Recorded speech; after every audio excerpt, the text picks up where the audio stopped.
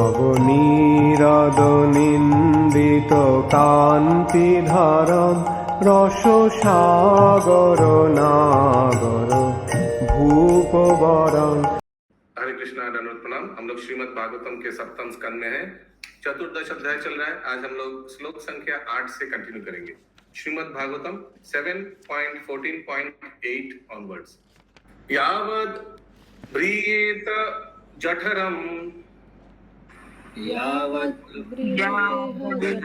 जल्दी जल्दी जल्दी, यावद् ऐसे पढ़ने से कैसे हो गया थोड़ा।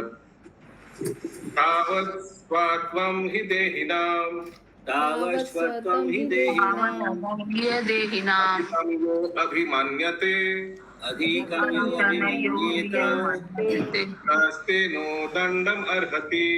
Taste no दण्डमर्हति। यस, अनुवाद।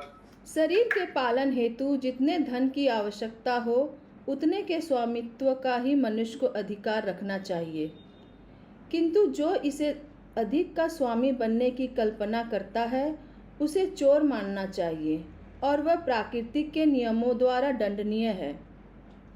तात्पर्य।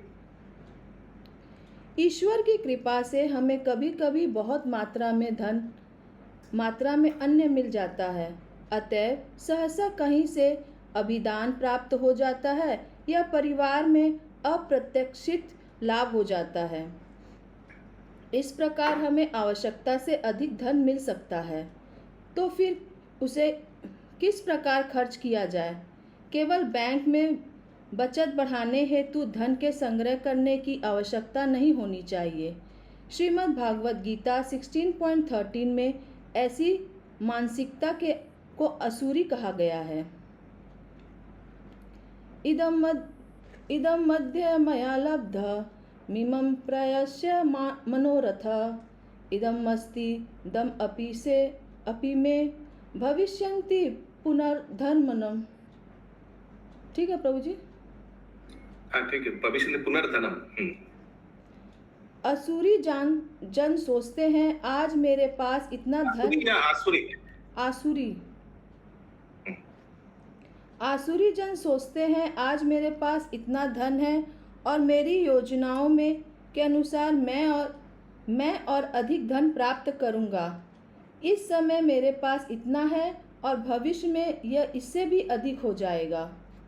असुर को तो इसी की चिंता रहती है कि आज बैंक में मेरा इतना धन है और कल यह कैसे बढ़ पाएगा, किंतु शास्त्रों द्वारा यह वर्तमान युग के सरकार द्वारा धन के अनियंत्रित संग्रह की अनुमति नहीं दी जाती है।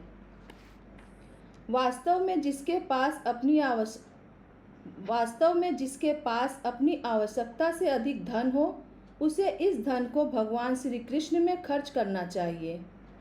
वैदिक सभ्यता के अनुसार इस अतिरिक्त धन को कृष्ण भावना अमृत आंदोलन को दे दिया जाना चाहिए, जैसा कि स्वयं श्री भगवान ने श्रीमद् भागवत गीता 9.27 में आदेश दिया है। यत् करोषि यदश्नासि यजहोषि ददासि यत् तपस्यसि कौन्तेय तत्कुरुष्व मदर्पणम्।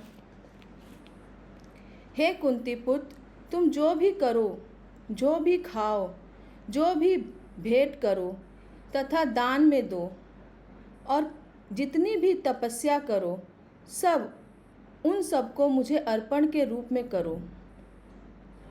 गृहस्थों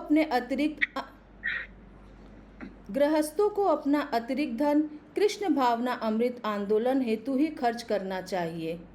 गृहस्थों को चाहिए कि वह विश्व भर में श्री भगवान के मंदिर के निर्माण तथा श्रीमद् भागवत गीता या कृष्ण भावना अमृत के प्रचार हेतु दान दें। श्रवण भगवतो अभीषणम अवतारम कथा अमृतम।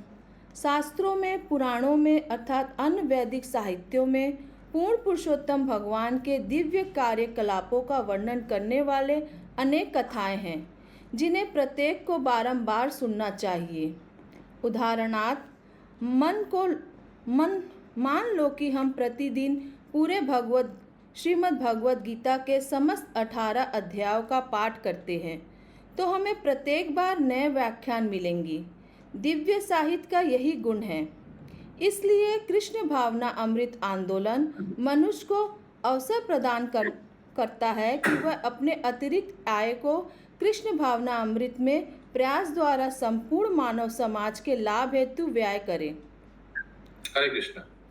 तो इसीलिए बार बार पढ़ने से अलग अलग उपलब्धि होता है, ये तो आप लोग मानते हैं।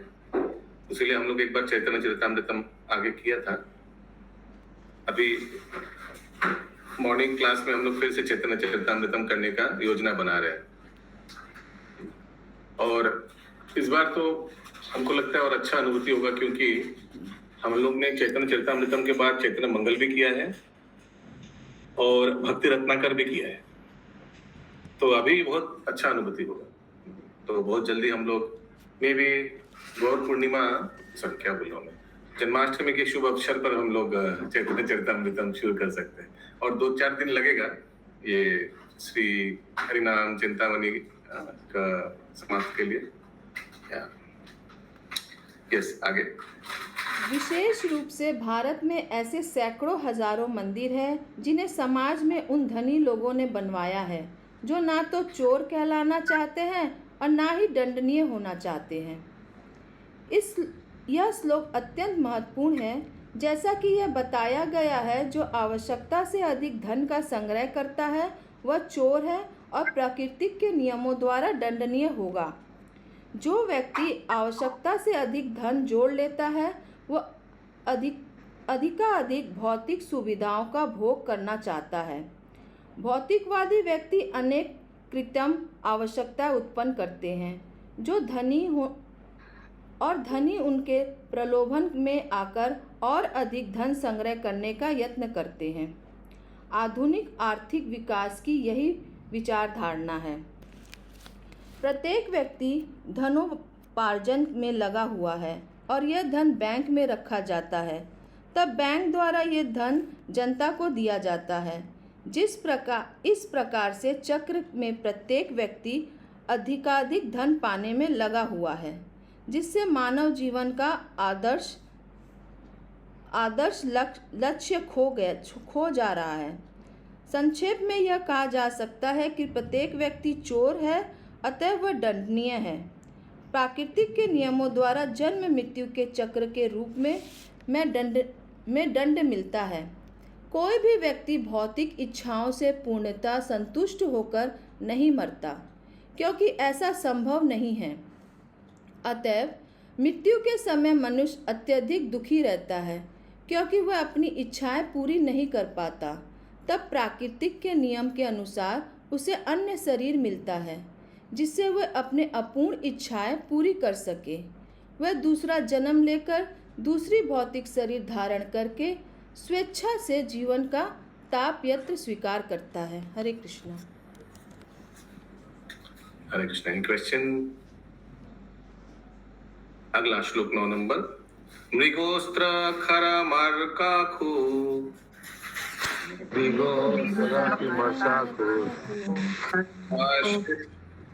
भगवार्षिका शारीष्णे भगवाक्षिका वना पुत्रवत् पश्येत्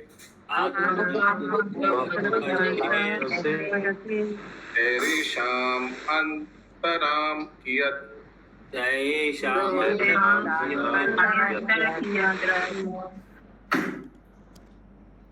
मनुष्य को चाहिए कि हिरन, ऊंट, गधे, बंदर, चूहे, सांप, पक्षी तथा मक्खी जैसे पशुओं के साथ अपने पुत्र के हित समतुल्य आचरण करे।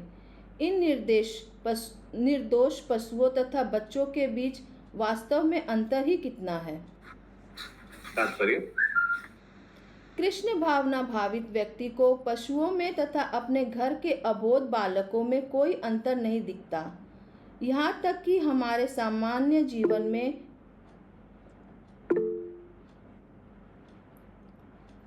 क्वेश्चन है प्रभु जी। यस प्रभु जी। हरे कृष्ण प्रभु जी, ये लिस्ट में कुत्ता बिल्ली तो नहीं आता?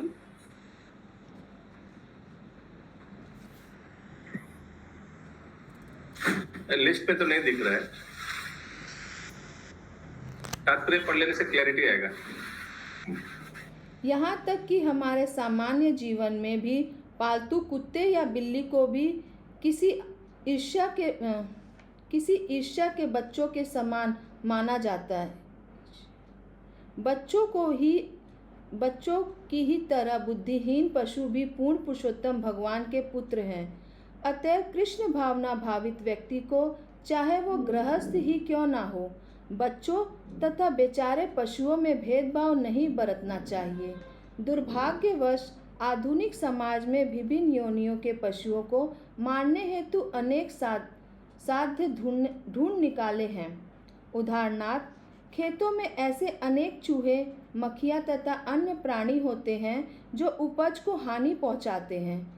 अतएव कभी कभी उन्हें कीटनाशक दवाइयों के द्वारा मार दिया जाता है, परंतु इस श्लोक में इस प्रकार के वध का निषेध किया गया है। प्रत्येक जीव को पूर्ण पुरुषोत्तम भगवान द्वारा प्रदत्त भोजन से पोषित होना चाहिए। मानव समाज को अपने आप को ईश्वर की संपत्ति का एकमात्र भोक्ता नहीं समझना चाहिए।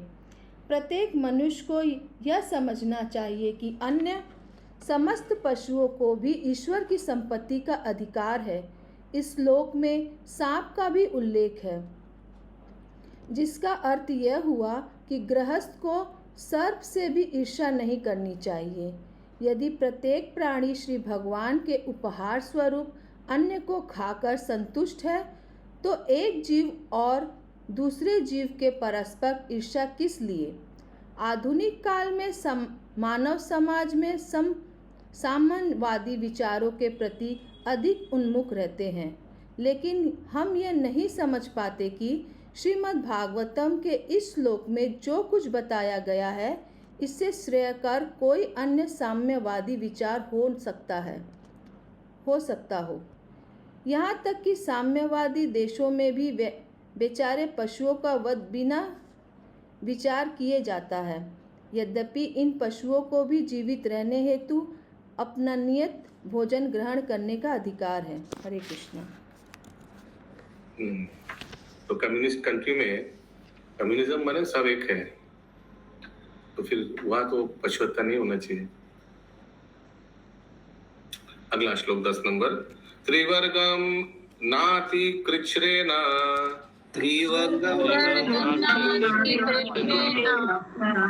अजेत गृहमेध्यपि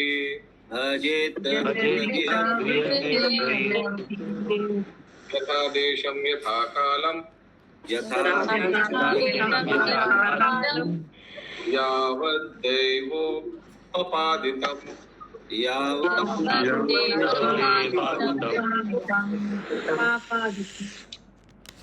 यदि कोई ब्रह्मचारी, सन्यासी या वानप्रस्थ ना होकर मात्र गृहस्थ हो, तो भी उसे धर्म, अर्थ या काम हेतु अधिक कठिन परिश्रम नहीं करना चाहिए।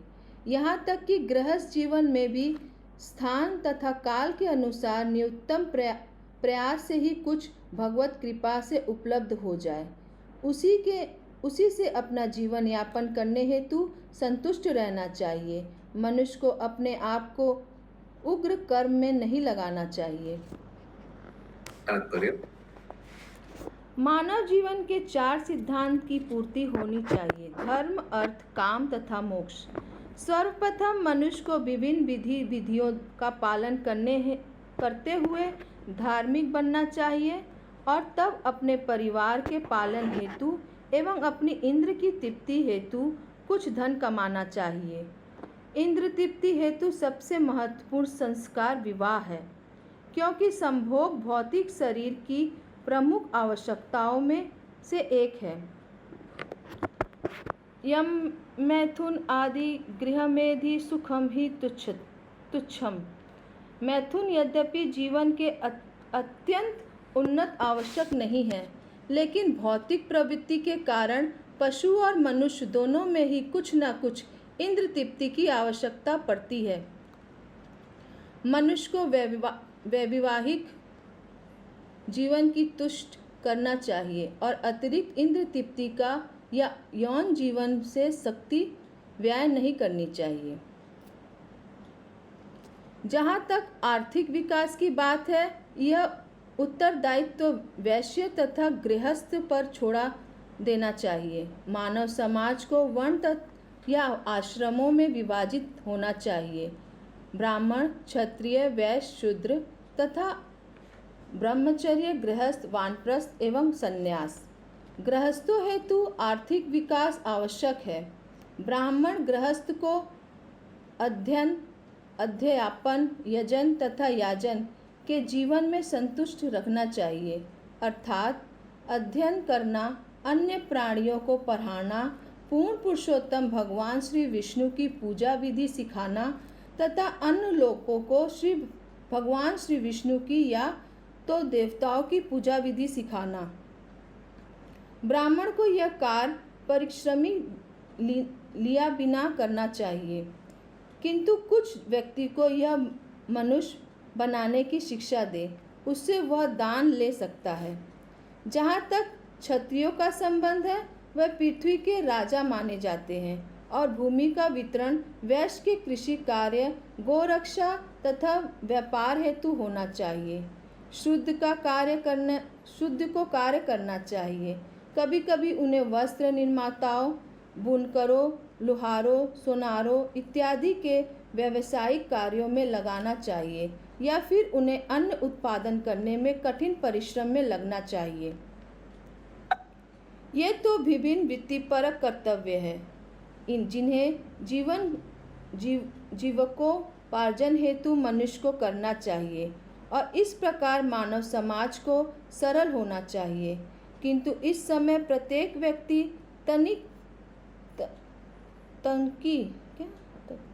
तकनीकी विकास में लगा हुआ है। हरे कृष्णा। हरे कृष्णा बोलिए। यहाँ वृत्ति पर्वक एक बार थोड़ा नीचे, वृत्ति परक कर्तव्य आया है, तो ये क्या मतलब वर्ण के अनुसार जो होता है कर्तव्य वो हो गया क्या? यस, ऑक्यूपेशनल ड्यूटीज लिखा है। ऑक्यूपेशनल, जिसे श्रीमद् भगवद गीता के उग्र कर्म अर्थात अत्यंत कठिन प्रयास कहा गया है। यही उग्र कर्म मानव मस्तिष्क के अंदर क्षोभ का कारण है। मनुष्य नाना पापमय कार्यों में व्यस्त रहते हैं। यानी एजिटेशन कर देता है। ये टेक्नोलॉजिकल एडवांसमेंट लोगों का दिमाग में बहुत एजिटेट कर देता है, उनको उत्तेजित कर देता है।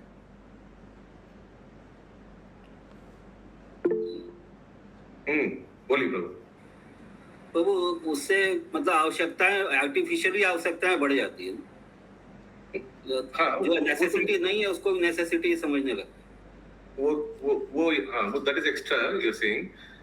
उग्र कर्म is cause of agitation within the human mind. कैसे लिखा है आगे? मनुष्य नाना पापमय कर्मों में व्यस्त रहते हैं और पशुवध केंद्र, मदिरालय तथा सिगरेट फैक्ट्रियां खोलकर तथा इंद्र भोग हेतु रात्रि क्लब एवं अन्य प्रतिष्ठान खोलकर अपने आप को पतित बनाते हैं। इस प्रकार के वे जीवन को नष्ट कर देते हैं। निसंदेह ही इन समस्त कार्यों में गृहस्थ उलझते हैं। अतएव यहाँ पर अपि शब्द का प्रयोग द्वारा यह सलाह दी गई है कि गृहस्थ होते हुए भी मनुष्य को अपने आप को उग्र कर्म में नहीं लगाना चाहिए। मनुष्य ये उग्र कर्म करने से देखिए क्या लिखा है। वो प्रभुपाद जी और एक तात्पर्य में लिखता है, दिन में व्यक्ति उग्र कर्म करता है, बहुत परिश्रम करता है। एनी उग्र कर्म, एनी राजसिक हाई इंटेंसिटी वर्क, और रात को क्या होगा? प्रभुपाद लिखते हैं, they end up being in brothel और शराब खाना। उग्र कर्म का उत्तेजना को ठंडा करने के लिए तमोगुण का आश्रय लेना ही पड़ेगा व्यक्ति को। तो दिन में उग्र कर्म करेगा और रात को प्रोस्टिट्यूशन, शराब खाना, उसमें उसको that's how he will cool it of. तमोगुण में आश्रय लेना पड़ेगा। आगे, मनुष्य की जीविका के साधन अत्यंत सरल होने चाहिए। तो जो गृहस्थ नहीं है, अर्थात जो ब्रह्मचारी, वानप्रस्थ या और सन्यासी है, उन्हें आध्यात्मिक जीवन में प्रगति के अतिरिक्त और कुछ नहीं करना होता। हाँ, तो ये 3 आश्रम को और कुछ नहीं करना होता। तो ये 3 आश्रम को कौन पालन करता है? गृहस्थ। हाँ, ये याद रखना चाहिए कि ये तीन आश्रमों का आवश्यकताओं को, भौतिक आवश्यकताओं को गृहस्थ पालन करता है, और ये 3 आश्रम गृहस्थ का आध्यात्मिक आवश्यकता का पालन करता है इन रिटर्न। आगे इसका अर्थ यह हुआ कि संपूर्ण जनसंख्या के 3/4 लोग को इंद्र तृप्ति त्याग कर मात्र कृष्ण भावना अमृत की प्रगति में लग जाना चाहिए। केवल 1/4 जनसंख्या को गृहस्थ होना चाहिए और उसे ही सीमित इंद्र तृप्ति के नियमों के अनुसार रहना चाहिए। गृहस्थों, वानप्रस्थों, ब्रह्मचारियों तथा सन्यासियों को कृष्ण भावना भावित बनने में ही संपूर्ण शक्ति लगा देनी चाहिए। इस प्रकार की सभ्यता वेदवान श्रम कहलाती है। कृष्ण भावना अमृत आंदोलन का एक उपदेश। हरे कृष्णा, इस तरह के सभ्यता को क्या बोल रहे हैं? देवी वर्णाश्रम बोला जाता है। देवी वर्ण आश्रम। हाँ, देवी वर्णाश्रम बट स्पिरिचुअल वर्णाश्रम। कृष्ण भावना अमृत आंदोलन का एक उद्देश्य देवी वर्ण आश्रम की स्थापना करना है। तथाकथित वर्ण आश्रम को प्रोत्साहित करना नहीं, जो मानव समाज द्वारा वैज्ञानिक विधियों की व्यवस्थित प्रयासों के अनुसार नहीं होती। हरे कृष्ण। अगला श्लोक 11 नंबर। कितना तक है? 11 तक है आज का अंतिम श्लोक। आश्वघंटे अवसायिभ्य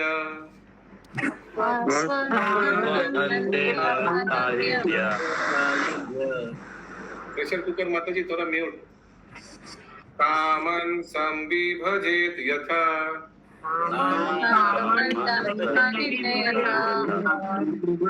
अप्येकमात्मनोदारम्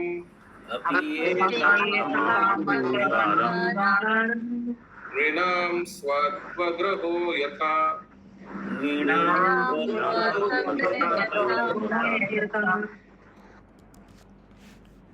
कुत्तों, पतित पशुओं तथा चांडाल सहित अछूतों को उनकी समुचित आवश्यकताएं प्रदान करके उनका पालन करना चाहिए।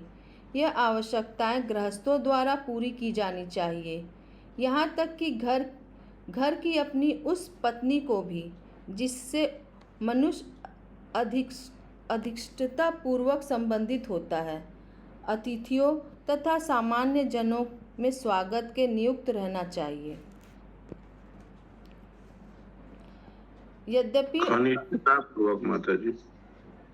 यद्यपि आधुनिक समाज में कुत्ते को घरेलू सज्ज सामान के भाग माना जाता है, लेकिन वैदिक गृहस्थ जीवन पद्धति में कुत्ता अस्पर्शीय होता है।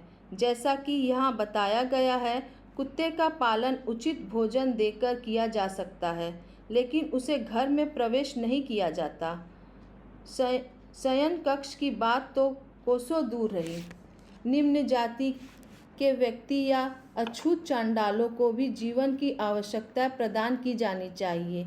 इस संबंध में यथा शब्द प्रयुक्त हुआ है, जिसका अर्थ यह है जितने का पात्र हो। विभिन्न निम्न जाति के लोग की आवश्यकता से अधिक धन नहीं दिया जाना चाहिए, अन्यथा वे उसका दुरुपयोग करेंगे। उदाहरणार्थ, इस समय निम्न जाति के लोग को सामान्यतः बहुत वेतन दिया जाता है, लेकिन ऐसे जन अपने धन को ज्ञान का अनुशीलन करने तथा जीवन की प्रगति करने में उपयोग न करके शराब पीने तथा किसी प्रकार के पाप कर्म में लगाते हैं। जैसा कि श्रीमद् भागवत गीता 4.13 में कहा गया है, चतुर्वर्ण्य मया तृष्टम गुणकर्म अभिभाषणम। लोगों के कार्य तथा गुणों के अनुसार मानव समाज में 4 विभाग होने चाहिए। निम्नतर गुणों वाले व्यक्ति जैसे कोई कार्य नहीं कर सकते जिसमें उच्चतर बुद्धि, की आवश्यकता हो। यद्यपि मनुष्य के कर्मों या गुणों के अनुसार ऐसा विभाजन होना चाहिए, किंतु फिर भी यहाँ यह समझाया गया है कि प्रत्येक व्यक्ति को जीवन की आवश्यकताएं प्राप्त होनी चाहिए।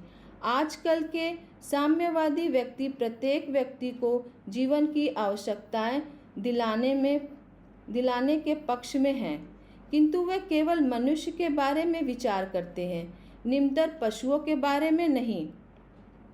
किंतु श्रीमद् भागवतम में दिए गए सिद्धांत इतने प्रयावक हैं कि इसमें संस्तुति की गई है कि प्रत्येक जीव को, चाहे मनुष्य हो या पशु, उनके गुण दोष पर विचार किए बिना जीवन की आवश्यकता प्रदान की जानी चाहिए।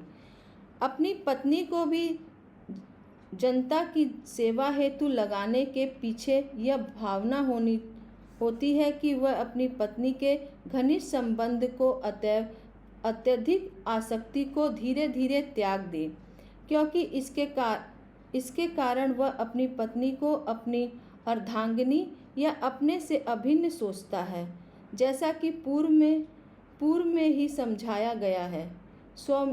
स्वामित्व की भावना को, यहाँ तक कि अपने परिवार के स्वामित्व को भी त्याग देना होगा। भौतिक जीवन का स्वप्न ही जीवन मृत्यु के चक्र में बंधने हेतु कारण स्वरूप है, अतएव इस स्वप्न को त्याग देना चाहिए। फलतः मानव जीवन में अपनी पत्नी के प्रति आसक्ति को त्यागना होगा, जैसा कि यहाँ पर सुझाव दिया गया है। हरे कृष्ण। ग्रंथराज श्रीमद् भागवतम की जय। श्रील प्रभुपाद जी की जय।